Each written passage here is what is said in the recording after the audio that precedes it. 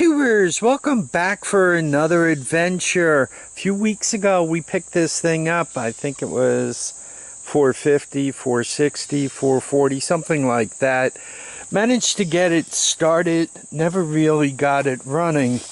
Problem is the carburetor, somebody, kind of jacked around with the choke on it.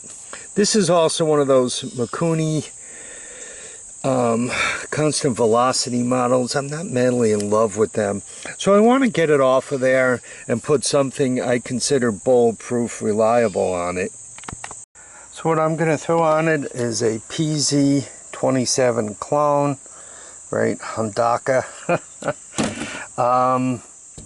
What I've already done to this carburetor, a couple of things. First of all, see the way you got that little line there and that little line there? That means somebody kind of pre-tuned it at the factory, which is a good thing.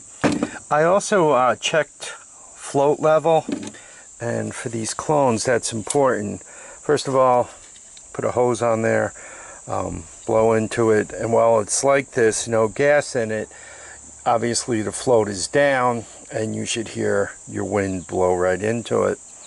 When you turn it upside down, you should hear it clunk as the float closes the valve in there, and then as you attempt to blow in it, nothing should go in.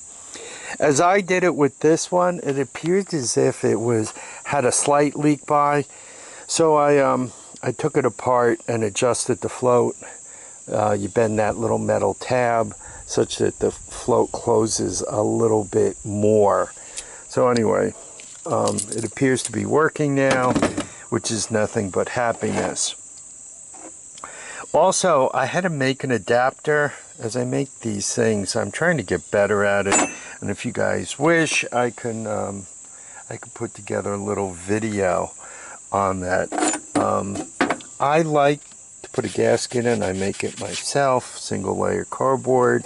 Typically on one side of the gasket, I grease it up with a little of this aviation stuff, and on the other side I just put some oil. That way I could take it apart without problem, and it really guarantees me a good seal. Remember, when you're working on an unknown engine, you're trying to do everything possible to ensure the thing's going to start, right? The last thing you need to do is give it a reason not to start, because the engine probably has all its own reasons not to start. Look at that. It's almost beautiful. Imagine if you painted it silver or black, it would look like part of the engine, which is really where you want to get to with a bunch of these adapters, right? You want them to look like they belong there. Okay, hopefully we're ready to go. We got the portable CDI box here, so I know it's sparking. We have a replaced carburetor, PZ27, highly reliable. We got 12 volts sitting right there to turn the starter over. I'm hoping she starts. Let's set up the camera and see where we are. Some of these start easy, some of them never start. This one kind of has a little bit of low compression. So we'll see.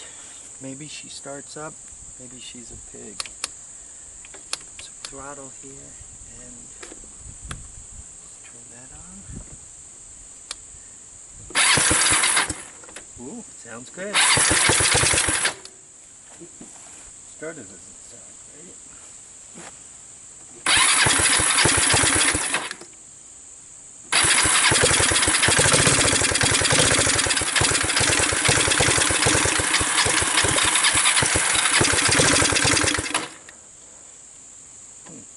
Sounds like it's flooding.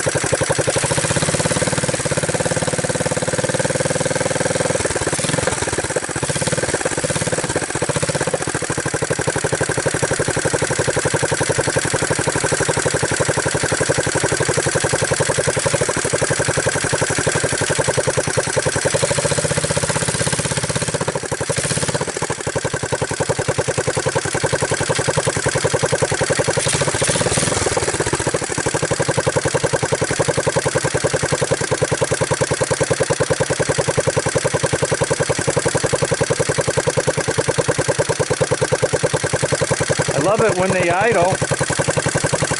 I gotta see why it's smoking over there. Stay tuned.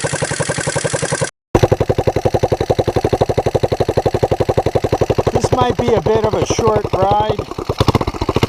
Seems to be tripping gas, even though it's a brand new carburetor.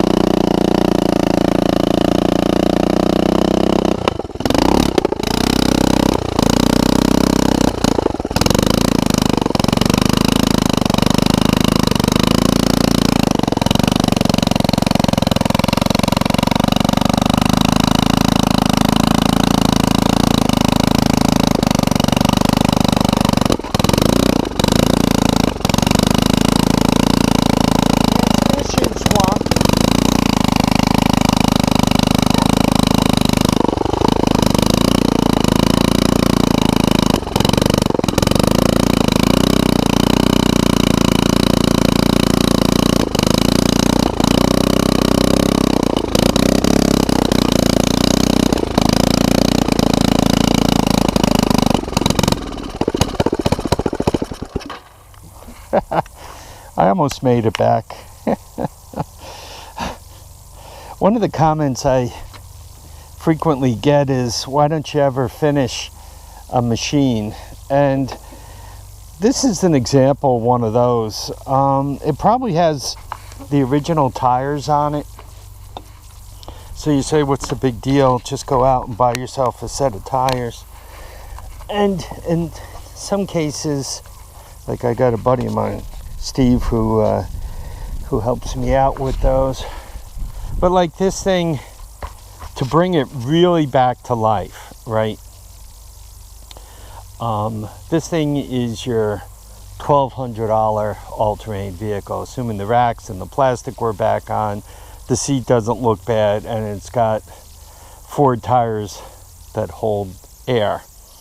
Now, to get it there, it looks like somebody doinked around with the studs on the front of the motor. I mean, for putting the exhaust system back in. So let's assume I could kind of get around that. Pop for a set of front tires, $150, another $50 for the battery. Figure the carburetor and the adapter and all, call that another $50. So for $250, I'm sure there's, oh, I don't have headlights on it. I really got to do something with the ignition system. $3, $4. Let's outside it with $4 out of pocket. And I already got, what did I put into this? $450, $460, $440. You know what I mean? It's getting to be a lot of coin. Probably what I'm going to do, I will jam a front tire on there. I do want to put this one together for real. I'm hoping the transmission's okay. It seemed a little wonky. The transmission did.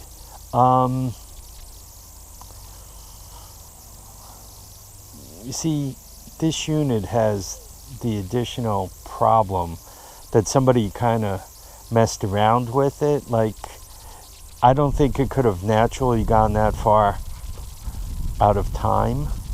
I think somebody fooled with it, which is one of the reasons why I'm a little concerned about what other issues I'm going to find with this thing. We're not done with it yet. We'll continue to improve on it. I'm going to sniff around, see if I can't dig up a front tire for it. Once again, this is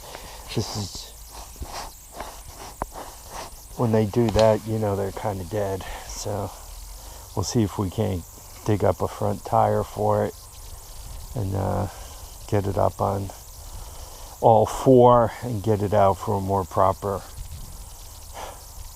ride. So it moves, but it moves with problems. Anyway, hey, when you buy them dead, I hope you enjoy fixing them, because you're probably going to spend quite a bit of time doing that. Anyway, folks, I really want to thank you guys for dropping by to watch and comment and subscribe. Please remember, feet down, heads up, and get out and enjoy each and every day. Don't tell the wife I stole her pillow. Bye now.